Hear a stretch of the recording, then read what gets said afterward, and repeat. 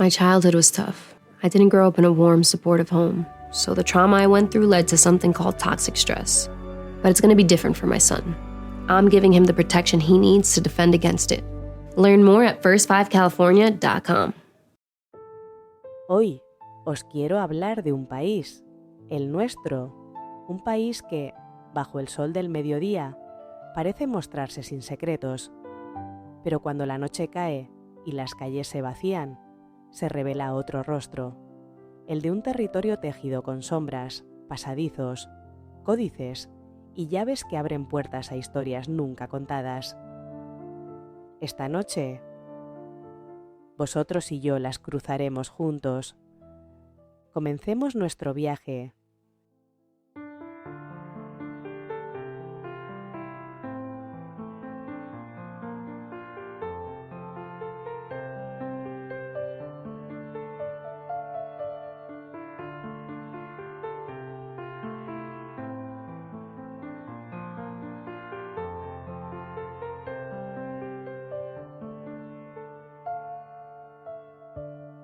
Los mitos y las leyendas son historias que se transmiten de generación en generación a través de la tradición oral.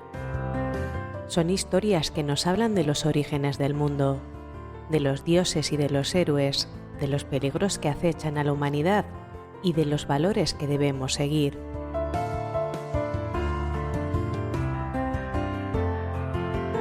Los mitos y las leyendas suelen estar llenos de elementos fantásticos, como criaturas sobrenaturales, poderes mágicos y acontecimientos imposibles. Sin embargo, no son simples historias de fantasía. Tienen una función importante en las sociedades humanas.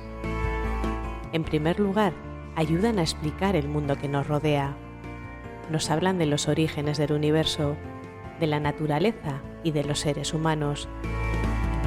En segundo lugar, los mitos y las leyendas transmiten valores morales y sociales. Nos enseñan qué es bueno y qué es malo, qué debemos hacer y qué debemos evitar. En tercer lugar, los mitos y las leyendas proporcionan un sentido de identidad y pertenencia. Nos conectan con nuestra cultura y con nuestros antepasados. Si tiene nombre, existe. Para los que no me conozcáis, mi nombre es Blanca y os invito a quedaros conmigo. ¿Comenzamos?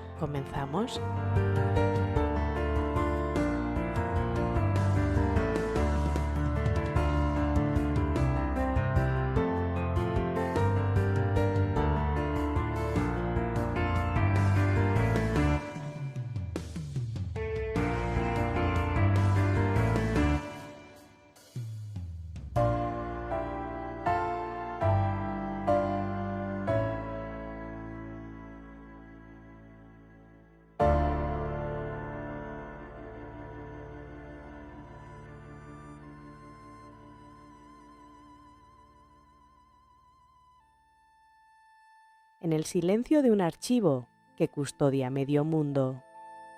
Sevilla, año 2025. El Archivo General de Indias. Por fuera, un edificio renacentista imponente. Por dentro, un laberinto de estanterías de madera que guardan más de 80 millones de páginas. Documentos que narran la conquista, el comercio y el nacimiento de un imperio. Pero no todo está a la vista. Algunos papeles nunca han sido expuestos. Cartas con sellos rotos, informes de navegantes que jamás llegaron a su destino, mapas que no coinciden con los oficiales. Hay legajos que no se pueden consultar. No es que estén clasificados, es que oficialmente no existen. Un ejemplo. Un mapa de 1565 que muestra una isla, que hoy no figura en ninguna carta, marcada con un nombre olvidado, San Brandán. ¿Error? ¿Leyenda? ¿O un lugar real que alguien quiso borrar? Entre los documentos menos conocidos, un informe firmado por un capitán llamado Jerónimo del Puerto. Describe haber encontrado en el Atlántico una corriente extraña y, siguiendo esa corriente, vislumbrar luces que danzan sobre la superficie del mar, como faroles colgando del aire. Si tiene nombre, existe. Bajo las calles estrechas de Toledo se extiende otro mundo. Túneles excavados en la roca, pasadizos que conectan iglesias, sinagogas y casas señoriales. Algunos, dicen, llegan hasta el río Tajo, otros se pierden hacia la nada. Durante siglos han sido escenario de historias inquietantes, rituales templarios, reuniones secretas y desapariciones. En 1972, unas obras en una casa del casco antiguo destaparon una trampilla oculta. Los obreros, curiosos, bajaron y no regresaron hasta una hora después, pálidos, sin hablar de lo que habían visto. Había símbolos tallados en la piedra y una puerta de hierro que no pudimos abrir, pero detrás había algo moviéndose. Nadie supo explicar qué encontraron, y la trampilla fue sellada. En el Museo del Prado, tras vitrinas iluminadas, reposan piezas de un tesoro que perteneció al gran delfín de Francia, hijo de Luis XIV. Joyería exquisita, cristales tallados, marfiles y piedras preciosas. Felipe V heredó este tesoro, pero algo ocurrió en el viaje. En el inventario original figuran 169 piezas. Hoy solo quedan 108. ¿Dónde están las demás?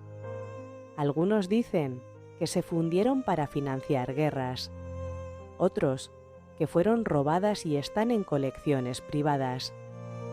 Pero existe otra teoría, que fueron escondidas deliberadamente en algún lugar de Madrid, marcadas en un plano que casualmente desapareció del archivo de Indias en el siglo XIX. Piezas que podrían estar a escasos metros de quienes pasean por la capital, sin saberlo. Archivos cerrados, túneles olvidados, joyas perdidas. En España, la historia oficial es solo la superficie. Bajo ella late un corazón hecho de secretos que espera ser descubierto. A continuación, caminaremos entre piedras que hablan y si prestan atención, quizás escuchen lo que han estado callando durante siglos. España no solo guarda sus secretos en archivos polvorientos o túneles olvidados, muchos están a plena vista, grabados en la piedra de sus monumentos, esperando a que alguien sepa leerlos. Hoy caminaremos por fortalezas, catedrales y muros que han sido testigos de conspiraciones, milagros y tragedias. Granada, siglo XIV. El reino nazarí, último bastión musulmán en la península. En lo alto de la colina de la Sabica se alza la Alhambra, palacio y fortaleza, poesía tallada en yeso y mármol. Entre sus muros, más de 10.000 inscripciones en árabe. La mayoría son poemas, alabanzas a Alá. Pero algunas, según expertos, esconden mensajes cifrados. Uno de ellos, situado sobre una de las puertas menos visitadas, no está en verso. Reza: el que entienda estas palabras sabrá el camino al jardín que no se ve. ¿Qué jardín?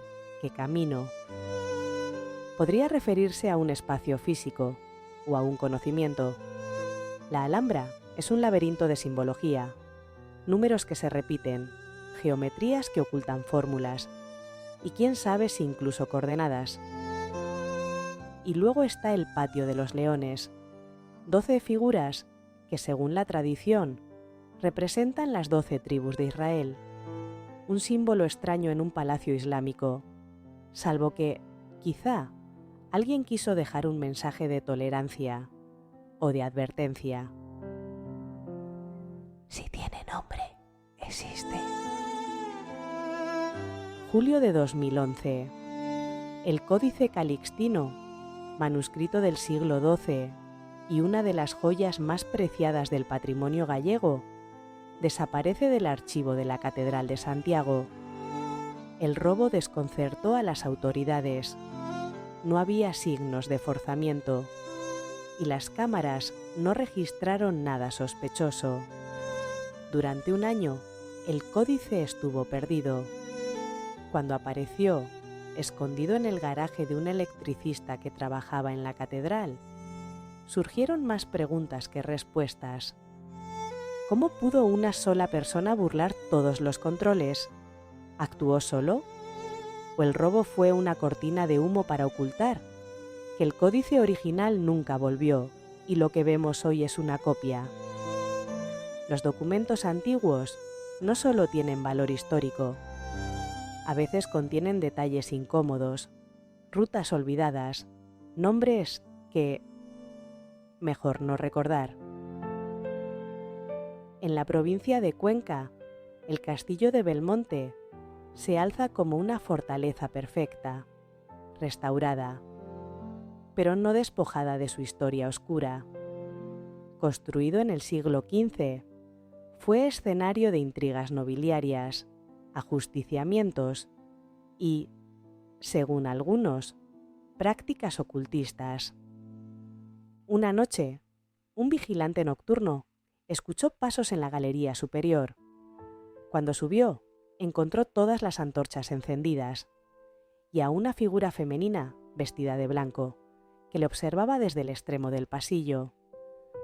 No se movía, solo me miraba y su cara no tenía ojos.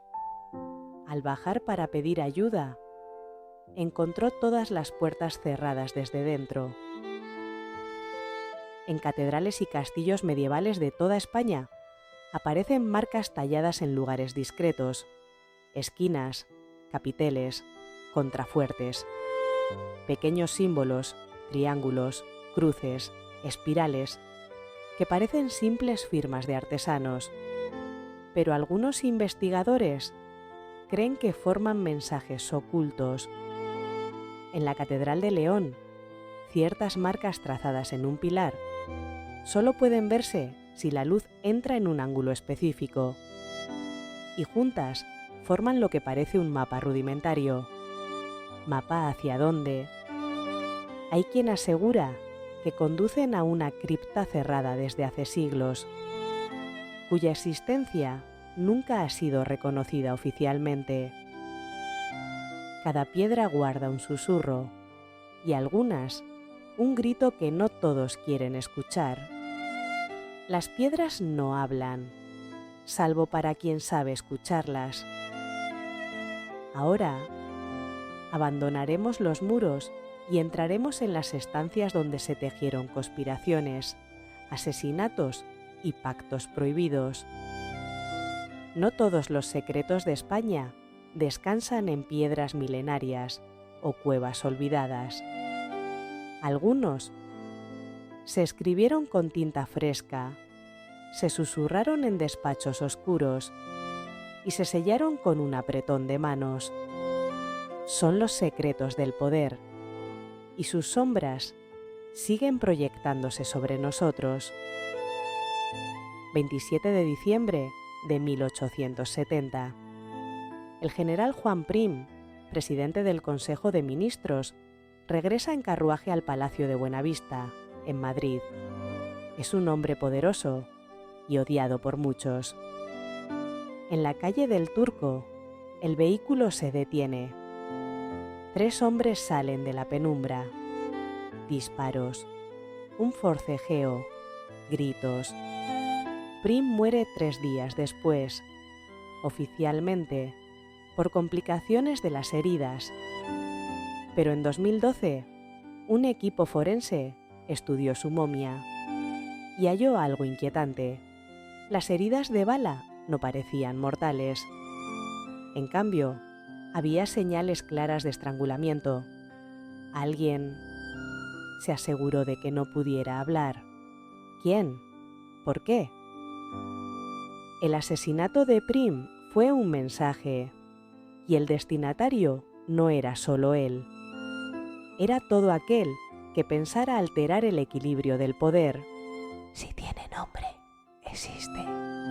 Ahora, sitúate por un momento en el 10 de abril de 1865.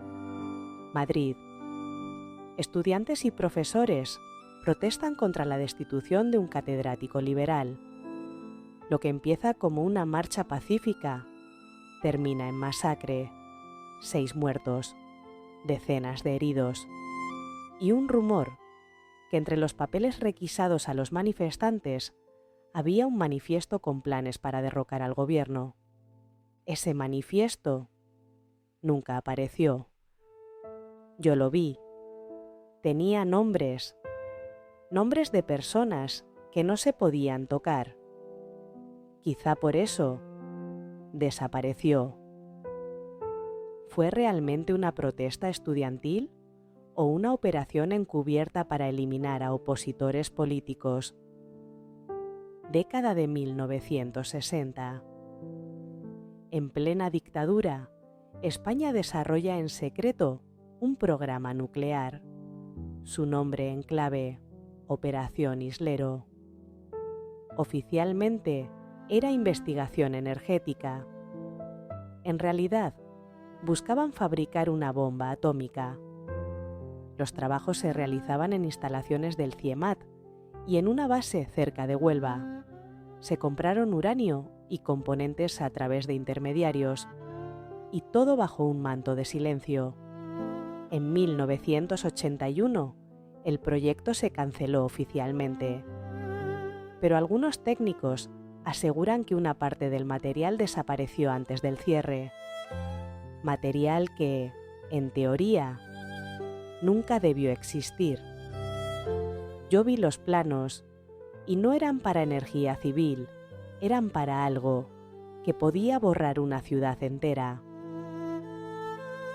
Entre 1975 y 1982, España vivió su transición de dictadura a democracia, una etapa presentada como ejemplo de consenso, pero que, en sus sótanos, fue todo menos transparente. En hoteles discretos y cafés cerrados se reunían políticos, empresarios y militares. Se hablaba de reformas, pero también de pactos para garantizar que ciertas verdades nunca salieran a la luz. Todos querían cambiar, pero no tanto. Había cosas que no podían tocarse, y se sellaron con silencios que todavía pesan. Algunos dicen que la verdadera transición no ocurrió en el Parlamento, sino en esas habitaciones cerradas. Las sombras del poder no desaparecen, solo cambian de forma. Exploraremos a continuación los límites entre fe y superstición, donde milagros y herejías se mezclan en un mismo altar. En España, la línea que separa la fe más pura de la superstición más oscura es, a veces, una sombra difusa. Cruzaremos esa frontera, siguiendo el rastro de reliquias imposibles, milagros desconcertantes y herejías que dejaron cicatrices en piedra y carne. En la Catedral de Valencia, dentro de una pequeña capilla, se exhibe una copa de piedra oscura. Oficialmente, es el cáliz que usó Jesús en la última cena. Los documentos que acompañan la pieza trazan un viaje extraordinario: Jerusalén, Roma, Huesca, hasta su llegada a Valencia en el siglo XV. Pero hay detalles incómodos. La piedra procede de Oriente Medio, pero el diseño encaja con talleres artesanos de hace más de 2000 años. Autenticidad, falsificación perfecta.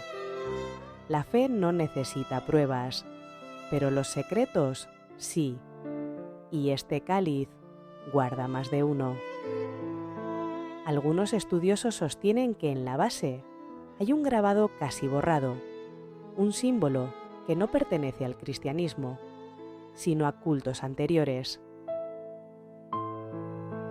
En la iglesia de San Pedro, en Limpias, Cantabria, un crucifijo de tamaño natural se alza sobre el altar. A simple vista es una imagen más, hasta que uno escucha los testimonios. Desde 1919, cientos de personas afirman haber visto al Cristo abrir y cerrar los ojos, mover los labios, incluso derramar lágrimas. La Iglesia nunca lo ha proclamado oficialmente como milagro, pero tampoco lo ha negado. Yo estaba rezando y lo vi. Parpadeó y su mirada me siguió hasta que salí de la iglesia. ¿Fenómeno óptico? ¿Sugestión colectiva? ¿O algo que desafía toda explicación? Si tiene nombre, existe. En un valle del Pirineo navarro se abre una cueva que, según la tradición, fue escenario de aquelarres y ritos paganos. En 1610, la Inquisición acusó a decenas de personas, hombres, mujeres y niños, de practicar brujería. Los juicios de Logroño se convirtieron en uno de los episodios más sangrientos de la historia inquisitorial española. Pero la verdadera historia es más inquietante. Algunos historiadores creen que las confesiones fueron provocadas por el consumo de ungüentos con propiedades alucinógenas, usados en rituales agrícolas. Otros sostienen que en esas cuevas se transmitía un conocimiento ancestral, incompatible con la fe oficial. En mi familia siempre se dijo que no eran brujas, eran curanderas y sabían demasiado. El manuscrito Voynich es uno de los mayores enigmas bibliográficos del mundo, lleno de ilustraciones botánicas imposibles y un idioma que nadie ha logrado descifrar. Se conserva hoy en Yale. Pero pocos saben que, según algunos registros, estuvo en España durante el siglo XVII. Documentos encontrados en un convento de Aragón hablan de un libro sin lengua conocida, lleno de signos de estrella y plantas de tierras que no existen. ¿Era el Voynich o un texto similar que se perdió para siempre? Este libro no se puede leer, pero tampoco se puede dejar de mirar. Es como si quisiera hablarte, pero no con palabras. Entre la fe y la superstición, España ha tejido historias que mezclan lo divino y lo prohibido. Ahora es el turno de la tierra y el mar. Ellos nos llevarán a cuevas prehistóricas, barcos fantasmas y tesoros que duermen bajo las olas. España no solo es piedra, sangre y leyenda, también es tierra milenaria que oculta pinturas imposibles y mares que guardan cadáveres de madera y oro. Bajaremos a cuevas prehistóricas, navegaremos en busca de barcos que nunca regresaron y exploraremos costas donde la línea entre realidad y mito se disuelve como espuma. Cantabria, 1868. Marcelino Sanz de Sautuola entra con su hija María en una cueva que el azar les pone en el camino. En el techo figuras de bisontes, caballos y ciervos, pintadas con una precisión y un color que parecen recién hechas. El mundo académico no quiso creerlo. Demasiado perfectas para ser obra de hombres prehistóricos. Pero hay un detalle que rara vez se cuenta. En un rincón, separado del conjunto, hay una figura apenas perceptible que no encaja con el resto. Una figura humana, de rostro alargado, sin boca. No es un animal, no es un cazador, y sin embargo, está ahí, mirando hacia la entrada, como si vigilara. ¿Fue una licencia artística o una advertencia para quien entrara? Pescadores de Tarifa y Ceuta cuentan desde hace décadas la misma historia. Un velero de 3 mástiles, con velas negras y sin bandera, aparece en noches de niebla espesa. Navega en silencio, hasta que desaparece de golpe, sin dejar estela. Algunos dicen que es un barco perdido en el siglo XVIII, víctima de una tormenta que lo arrastró a un remolino marino. Otros, que es un presagio de naufragio inminente. Lo vi una vez, tan cerca que podía oler la madera mojada, y cuando parpadeé, ya no estaba. 1708. El galeón español San José, cargado con toneladas de oro y plata del Nuevo Mundo, navega cerca de Cartagena de Indias. Un ataque británico lo hunde con todo su tesoro. Durante siglos, su paradero fue un misterio. En 2015, Colombia anunció haberlo localizado, pero los detalles son tan imprecisos que muchos sospechan que no todo se ha contado. Algunos documentos en el archivo de Indias sugieren que no todo el cargamento iba a Cartagena, sino a un destino no declarado en España. ¿Parte del tesoro sigue bajo aguas españolas? Durante siglos, los mapas antiguos mostraron una isla en el Atlántico, entre Canarias y Azores, San Brandán. Navegantes juraban haberla visto y luego perderla entre brumas. Crónicas medievales cuentan que el monje irlandés Brandán la visitó en el siglo VI, una tierra fértil, con ríos de leche y miel, que se hundía bajo las olas cuando se intentaba desembarcar. En 1759, el capitán español Martín de Acosta afirmó haber divisado su costa y escuchado campanas provenientes del interior. Nadie más volvió a verla. ¿Fue un espejismo? ¿Un error de navegación? ¿O una tierra que aparece solo a quienes deben encontrarla? La tierra y el mar guardan más que historia. Guardan advertencias y fantasmas que regresan con cada marea. Finalmente, exploraremos el legado invisible, lo que está frente a nosotros, pero no vemos, porque nadie quiere que lo veamos. Algunos secretos se ocultan bajo tierra, en cofres cerrados o en códices prohibidos.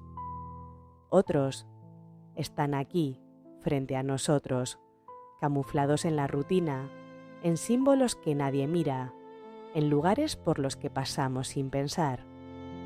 Hoy vamos a mirar y a ver. Cada año, miles de peregrinos recorren el Camino de Santiago. Siguen flechas amarillas y conchas de vieira. Pero hay otros signos, más pequeños, que apenas se notan. En piedras, dinteles y muros aparecen grabados que no figuran en las guías. Espirales, cruces torcidas, círculos concéntricos. Algunos investigadores creen que marcan desvíos hacia rutas alternativas, donde se encuentran ermitas o fuentes con tradición mágica. Tomé uno de esos desvíos y llegué a una fuente. El agua sabía diferente, más fría, más viva. Mensajes de antiguos peregrinos para guiar a los que buscan algo más que indulgencias, o recordatorios de una red de conocimiento que el tiempo quiso borrar. No todas las hermandades llevan túnicas en procesiones. En España existen clubes y logias que, bajo la apariencia de asociaciones culturales o profesionales, influyen en decisiones políticas y económicas. En sus reuniones se mezclan empresarios, jueces, militares, y su objetivo no siempre es claro. A veces, basta un gesto para sellar un acuerdo que afectará a millones de personas, sin que nadie fuera de esas paredes sepa qué ocurrió. Nosotros no movemos el mundo, solo le damos un empujón en la dirección adecuada. Y no siempre esa dirección es la que imaginamos. En distintas provincias españolas hay pueblos abandonados, algunos por razones obvias, embalses, crisis mineras, catástrofes naturales, pero otros no tienen una causa clara. En Teruel, un pueblo entero quedó vacío en los años 50. No hubo epidemia ni ruina económica. Sus habitantes simplemente se fueron. Las casas siguen en pie, con muebles y objetos intactos. Entré en una cocina y había un plato en la mesa, con la cuchara al lado, como si alguien fuera a volver en cualquier momento. Pero han pasado 70 años.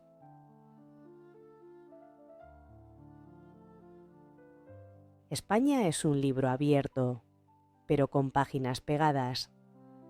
Cada secreto que hemos explorado esta noche es una de esas páginas, arrancada del silencio y de vuelta a la luz. Algunos se perderán otra vez, otros se disfrazarán de leyenda, y unos pocos seguirán ahí, esperando a que alguien decida volver a buscarlos, porque los secretos no mueren, solo cambian de escondite.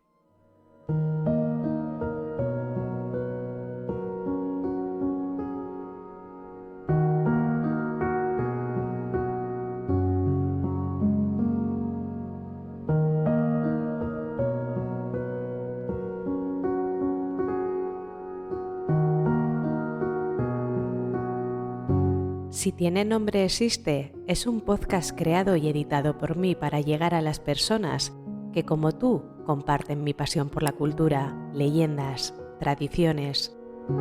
Puedes escucharme en iVoox, Podimo, Amazon Podcast, Google Podcast, Apple Podcast y en Spotify.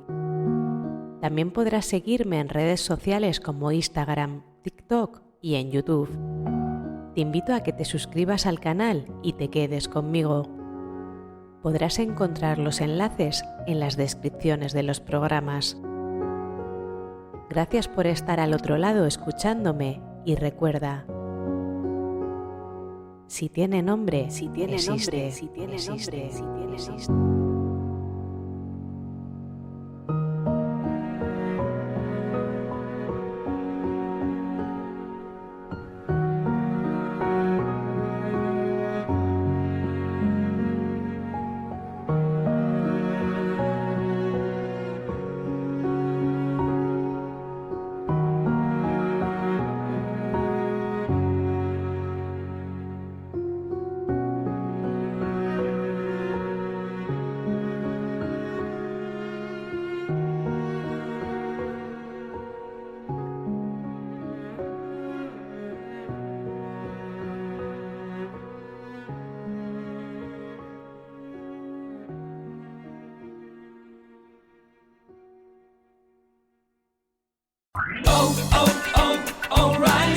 O'Reilly Auto Parts puede ayudarte a revisar tu luz check engine, luz ABS o luz de mantenimiento con O'Reilly Veriscan. El servicio es gratis y recibirás un informe con soluciones verificadas por técnicos maestros certificados ASE. Si necesitas ayuda, O'Reilly Auto Parts te puede recomendar un taller. Pregunta por O'Reilly Veriscan hoy mismo.